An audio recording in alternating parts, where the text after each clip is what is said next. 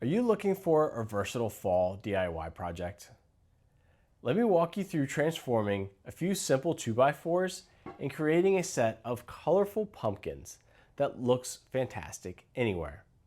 Whether it's among your Halloween decorations on your porch or just tucked away in your garden landscape, this is sure to be a project that you'll be proud of. Due to the amount of cuts that's required for this one, I would highly recommend either a miter saw or a table saw. But if you didn't have any of those and you had a circular saw, this could definitely be done with some proper clamping for when you cut the 45s.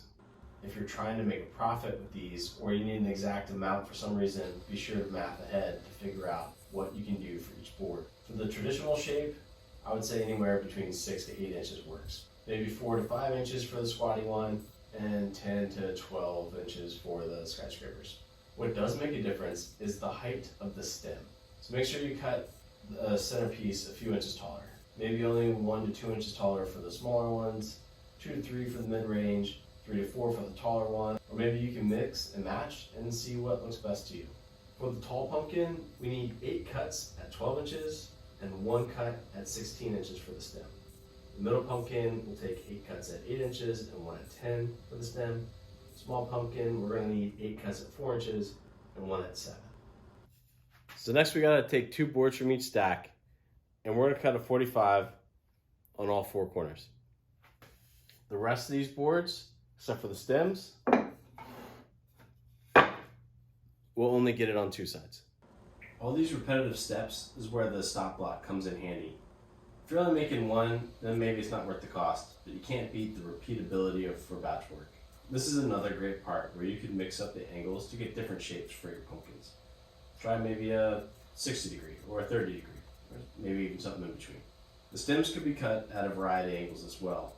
I want to do a steeper angle like 60 for the taller pumpkin stem, and maybe a 45 degree angle for the traditional one. I think I'll keep the smaller pumpkin closer to a 10 degree. Again, these subtle changes are visually appealing, especially when you're grouping the pumpkins together. Start with the stem and place 1 board on either side of it with the 2 cutoffs facing out.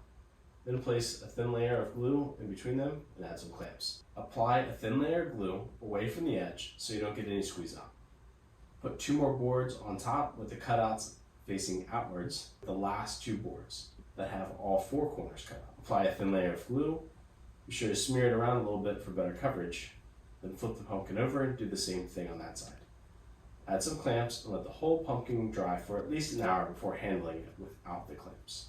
Once everything is cut and burned, a light sanding is in order to prevent splinters and enhance the workmanship quality. Sanding will leave a lot of dust on the surface of literally everything in your shop, including your workpiece. Using a tack cloth afterwards will ensure that you get the best finish possible. If you've never used a tack cloth before, I'll leave a link in the description for a detailed overview of exactly what it is and what it's used for.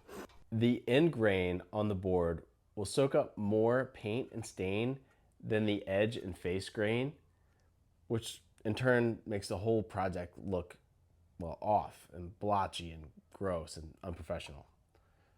Now you can properly seal this, and there's a couple of different ways to go about that. Third option will give you the best results possible, and that's the LVLP spray gun, which stands for low volume, low pressure.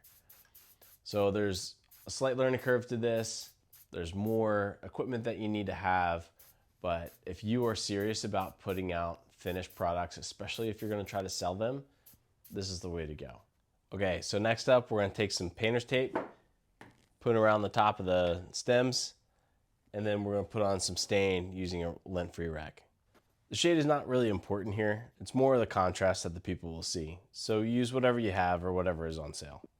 I prefer to use gel-based stains generally, but I'm trying to use up my water-based stuff on smaller projects where stain consistency doesn't matter as much.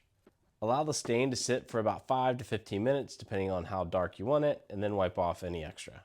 After a few hours, you can tape up the stems and then lightly spray paint the bodies of the pumpkins. I would like some of the burnt grain to be seen through the paint, so we'll do this in very light coats. To seal the pumpkins, I'm going to be using General Finishes flat top coat. And that's going to be a very matte finish. Are you looking for something a little more simple yet bolder?